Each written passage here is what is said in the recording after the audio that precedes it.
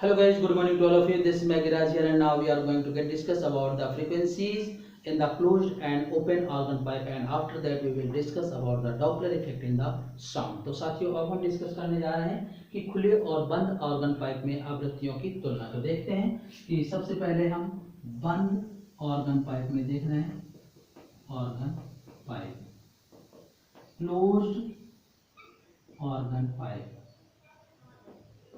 Okay, close organ pipe में जब हम देखेंगे तो क्लोज ऑर्गन पाइप का वन एंड क्लोज रहता है और दूसरा ओपन रहता है। मान लेते हैं इसकी लेंथ L है। तो ऐसे हम दो तीन सिचुएशन डिस्कस करेंगे जिनमें कि नोड और एंटी नोड की अमाउंट इंक्रीजिंग सीक्वेंस में होगा। जैसे पहली बार हमने ये ले लिया, अगली बार ये है और इससे अगली बार ये, ठीक है ना। तो पहले अगर लेमडा बाई 4 है तो ये 3 लेमडा बाई 4 हो जाएगा, तो ये 5 लेमडा बाई 4 हो जाएगा और लेंथ वही रहेगी। पहली सिचुएशन है तो 1 कर सकते हैं, 2 एंड 3। तो यहाँ पर जो फंडामेंटल फ्रीक्वेंसी होती है, मूल आवृत्ति V बाई 4L होती है, ये होती है फंडामेंटल फ्रीक्वेंसी, यानी मूल आवृत्ति या इनकी आवृत्तियां जो प्रोड्यूस होती हैं वो इस सीक्वेंस में होती हैं N1 V/4L, N2 3V/4L and N3 5V/4L, या कह सकते हैं कि N1 ratio N2 ratio N3 equal to 1 ratio 3 ratio 5, यानी विषम आवृत्तियां उत्पन्न होती हैं। In the closed organ pipe, frequency produced in the ratio of odd order, यानी विषम क्रम में आवृत्तियां उत्पन्न होती हैं। और इसी तरीके से अगर हम खुले ऑर्गन पाइप की बात करेंगे,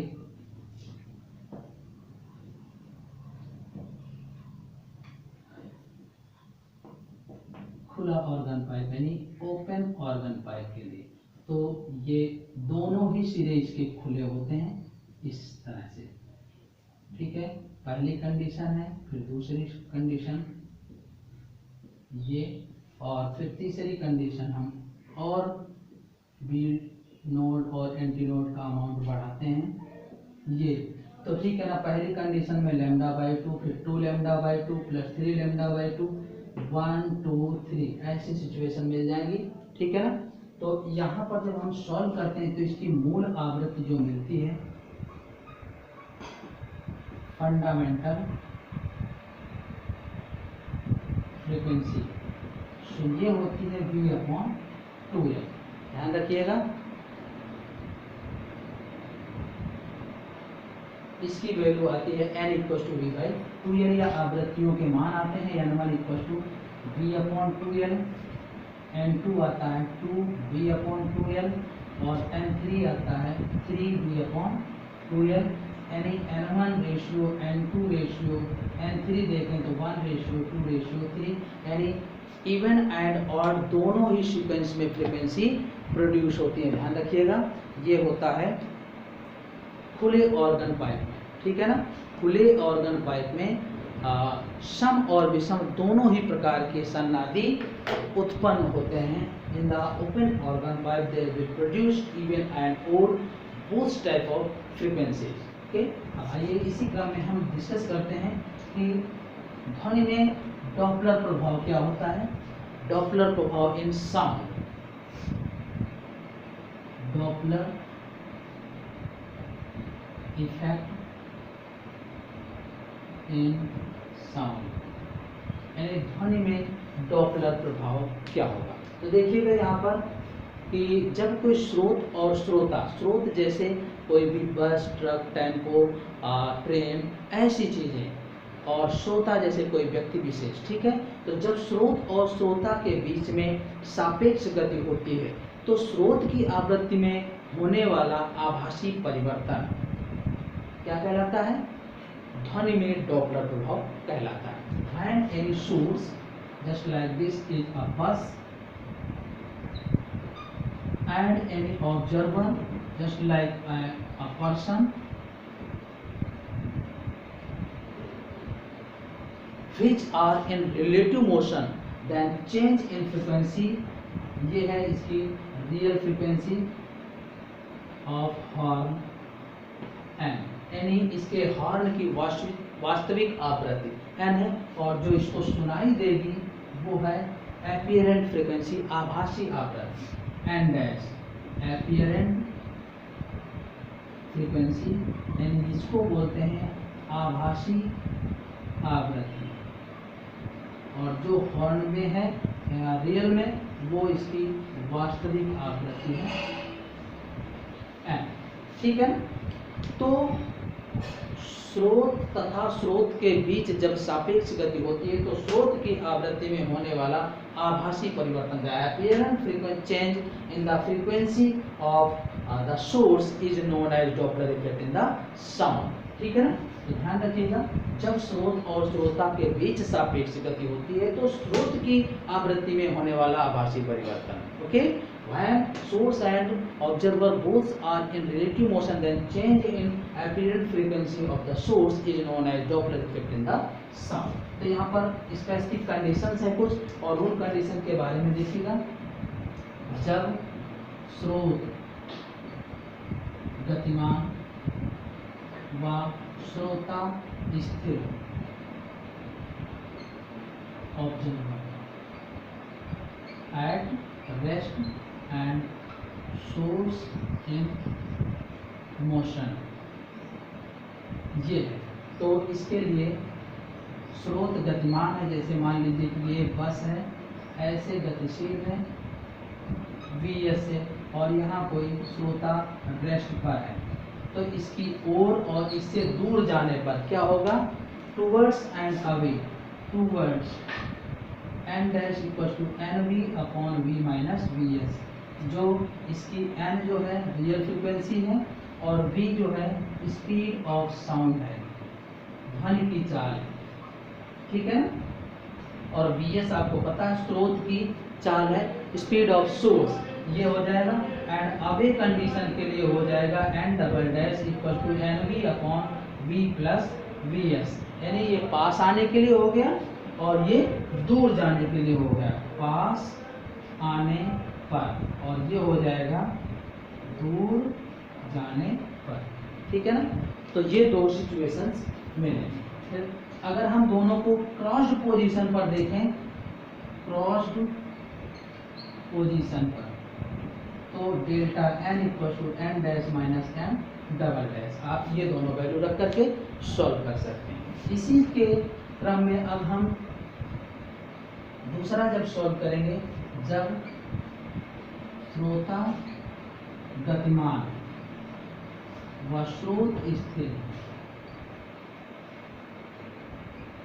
मतलब कहने का अब ये कोई बस है जो रेस्ट पर है और इसकी रियल फ्रिक्वेंसी एन है, कोई पर्सन है जो ये V0 स्पीड से आ रहा है और यहाँ पर ये V0 स्पीड से इससे दूर जा रहा है, तो टूवर्ड्स एंड अवे, पास आने पर और दूर जाने पर इसके आवृत्तियाँ क्या होंगी, तो N dash equal to N V plus V naught upon V, towards and away के लिए हो जाएगा N double dash N V minus V naught upon V, ये टूवर्ड्स हो जाएगा एंड ये अवे आ जाएगा, ओके, ये अवे कंडीशन के लिए आ जाएगा, दूर जाने की स्थिति में आ जाएगा। ठीक है ना, अब हम यहाँ पर दोनों ही सिचुएशन सॉल्व करेंगे कि जब स्रोत व श्रोता दोनों ही गतिमान, श्रोता व स्रोत दोनों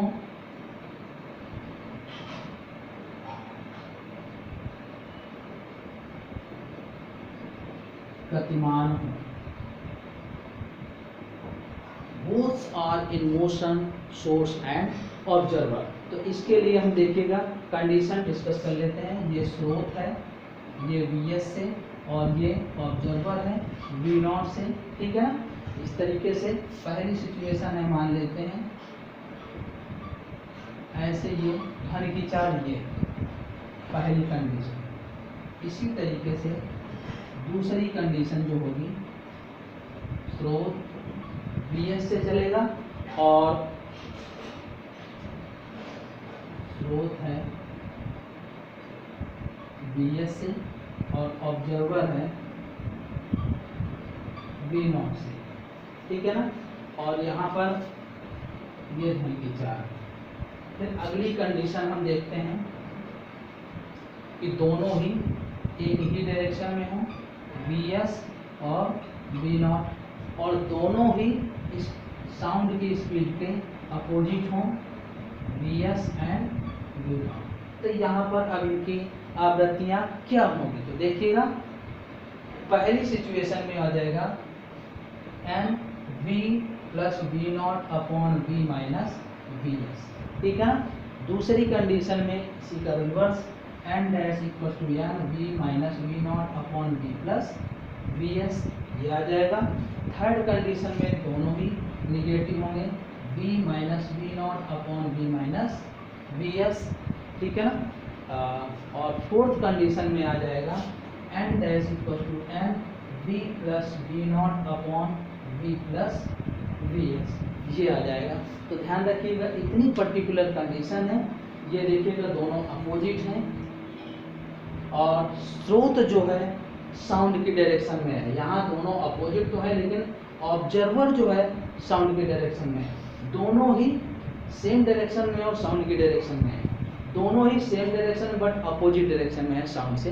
तो इस तरीके से ये सारी कंडीशन पर अपीयरेंट फ्रीक्वेंसी हम सॉल्व कर पाएंगे। और इसी तरीके से देखिएगा कि ये डॉपलर प्रभाव जो है प्रकाश में डॉपलर प्रभाव, डॉपलर इफेक्ट इन लाइट। तो लाइट में क्या होता है, सोर्स ये जैसे कोई स्टार है, ठीक है ना, और ऑब्जर्वर ये कोई पर्सन है, इनके बीच में रिलेटिव मोशन होती है, ठीक है। स्रोत और श्रोता के बीच, स्रोत जैसे कोई चंद्रमा, तारे या सूर्य इस तरीके से, और प्रेक्षक जैसे कोई व्यक्ति विशेष। तो स्रोत और प्रेक्षक के बीच सापेक्ष गति होती है, तो स्रोत की तरंग दैर्ध्य में होने वाला परिवर्तन डॉपलर विस्थापन कहलाता है, ओके। और इसे ही प्रकाश का डॉपलर प्रभाव कहते हैं। Whenever any source and any observer are in relative motion, then change in displacement, change in wavelength, okay, change in wavelength of the source is known as Doppler displacement and it is also known as Doppler effect in the light। और ये होता है delta lambda equal to lambda dash minus lambda equal to minus B by C into lambda, ठीक है। यहाँ lambda source का wavelength है, श्रोता का, और लैम्डा डैश स्रोत का है, सोर्स का है, तो दोनों का चेंज जो हो जाएगा वेवलेंथ डेल्टा लैम्डा, ओके।